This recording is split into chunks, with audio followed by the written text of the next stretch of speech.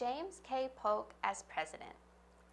The election of 1844 brought to the forefront several critical issues. The economy was still hurting from the Panic of 1837. So in 1837, due to over-speculation in the West again, there was a panic, and people panicked because of the quickly changing economy, the changing of the value of goods and the value of their dollar. And so with this panic, the economy was still hurting in 1844. So the economy was a big issue during this election. There was growing support for abolitionism.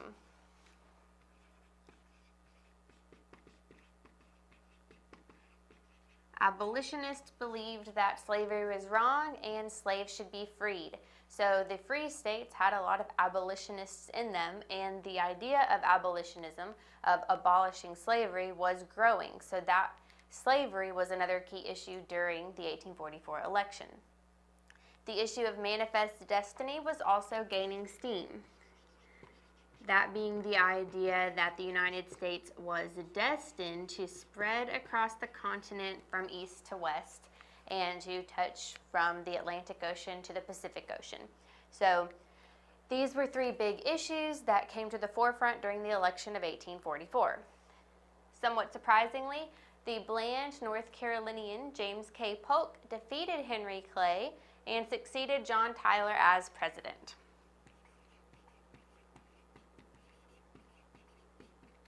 So Henry Clay was running in another election, and he lost to James K. Polk. James K. Polk had been a big fan of Andrew Jackson and continued a lot of his policies, and so he was someone who Andrew Jackson supporters would have looked to. So John Tyler left the presidency, he was not able to get reelected, and James K. Polk took over. Polk instituted the Walker Tariff, which lowered the rate at which foreign goods could be taxed from 35% to 25%. So you have this tariff in place, which is going to replace the previous tariff. Previous tariff said that foreign goods must be taxed at 35%. This was in part to help the northern part of the United States, who was really big on manufacturing, but they couldn't make goods as cheaply as some of the foreign markets that were more developed. So the foreign markets made goods, sent them into the United States, and sold them for cheaper than northern goods, which made the northerners less successful economically. So to help the economy, a tariff had been put in place that was higher on foreign goods, as high as 35% at the time that Polk came into office. So foreign goods were taxed at 35%, which meant their prices had to go up to compensate. And then the northern markets in the United States were on a more equal playing field as far as the economy went. So it wasn't that everyone in the United States liked this, but it was supposed to help the northern economy. The Southerners especially disliked the high tariff because it meant that they were getting goods that cost more, or they were getting goods from the northern United States that weren't made as well as some of the foreign goods. And then whenever they went to sell their cotton and other exports to the textile industries in foreign markets, those markets didn't have as much money to pay for their goods because they weren't making as much selling goods to the United States. So the whole cycle kind of left the South in a bad place. So the South was very happy whenever the Walker Tariff came about, lowering the taxes from 35% to 25% on foreign goods. That meant that foreign goods would start costing a little less, and the Southern market would start making a little bit more money. James K. Polk also reinstated the independent treasury system in 1845.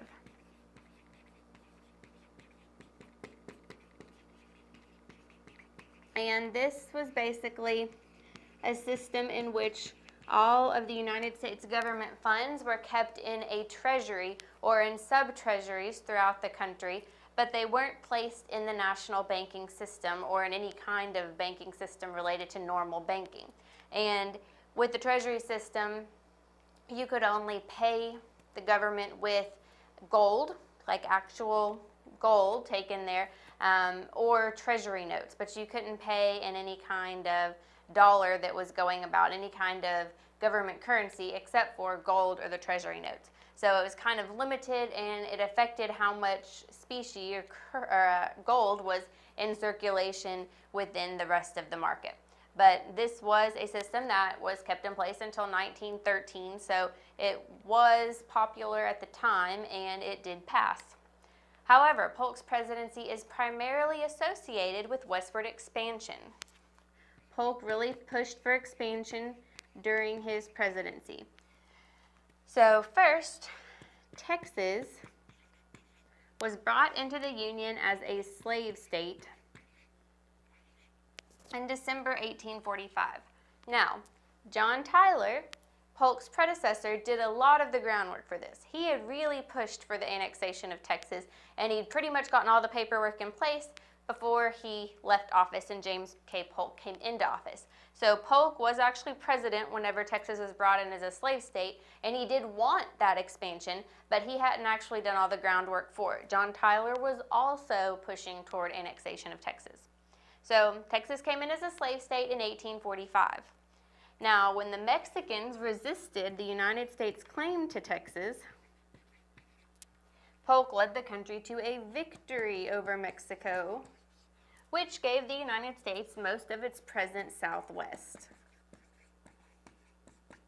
So the Mexicans said, no, Texas never really had the right to become a state because Texas still belongs to us, or parts of Texas still belong to us, because the boundary was still kind of disputed at this time.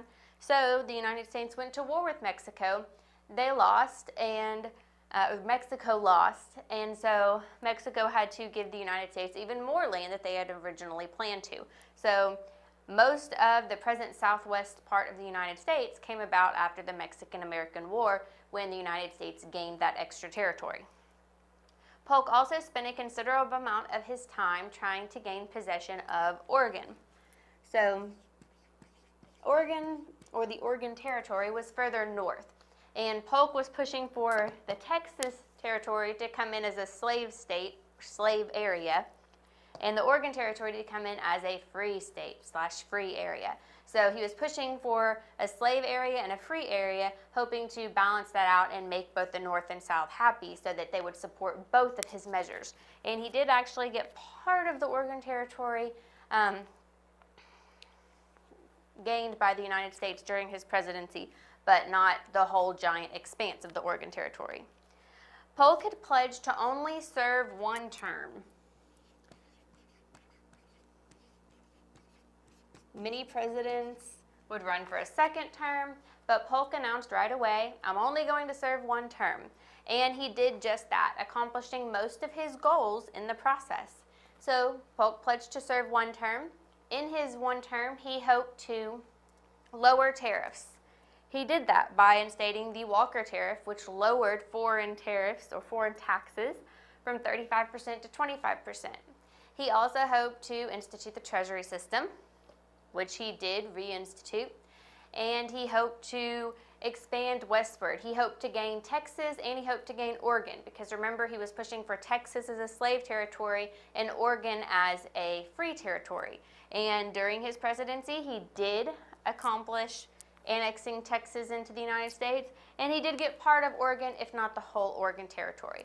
So though Polk only served one term, he was one of the most successful presidents in terms of accomplishing the goals that he had clearly set out to do during his presidency.